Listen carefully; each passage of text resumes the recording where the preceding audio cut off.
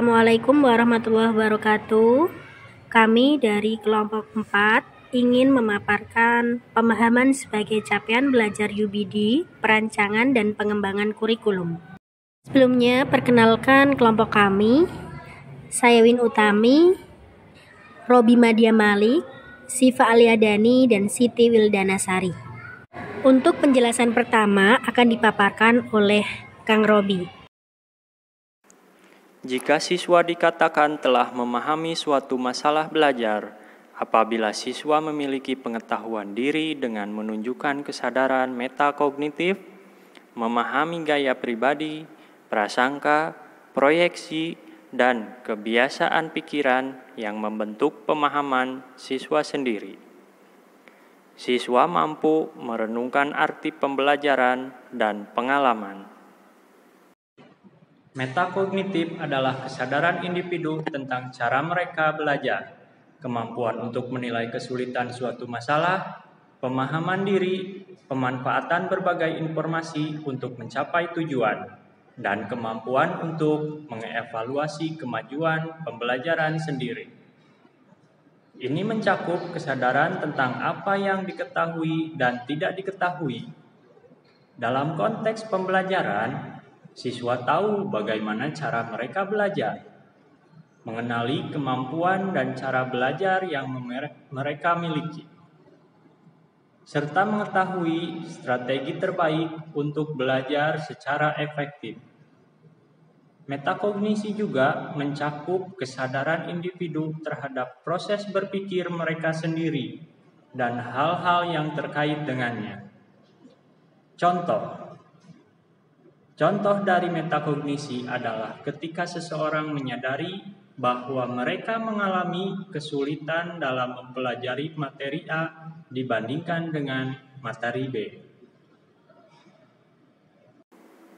Contoh konkret di mana seorang siswa kelas 4 memiliki pengetahuan diri yang menunjukkan pemahaman dalam mata pelajaran matematika, khususnya mengenai materi pola bilangan. Tema matematika, pengetahuan diri siswa dalam kelas 4 tentang pola bilangan. Dina telah mengembangkan kesadaran metakognitif yang kuat saat mempelajari pola bilangan. Ketika dia mengerjakan soal-soal pola bilangan, dia melakukan langkah-langkah secara sistematis melalui proses berpikir. Dia mulai membaca dengan cermat setiap angka dalam pola, lalu mencoba mengidentifikasi pola-pola atau peraturan yang mendasari urutan angka tersebut. Dina menyadari bahwa dia adalah seorang pembelajar visual, yang berarti dia memahami pola bilangan ketika dia melihat dalam bentuk visual. Untuk membantu pemahamannya, dia sering membuat diagram atau gambar yang mempresentasikan pola bilangan yang dia hadapi. Selanjutnya, pemahaman prasangka. Dina pada awalnya memiliki prasangka bahwa matematika adalah mata pelajaran yang sulit dan pola bilangan adalah topik yang rumit.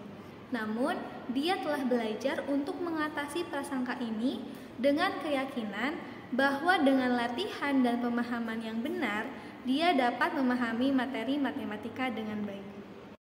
Konteks berikutnya yaitu proyeksi positif.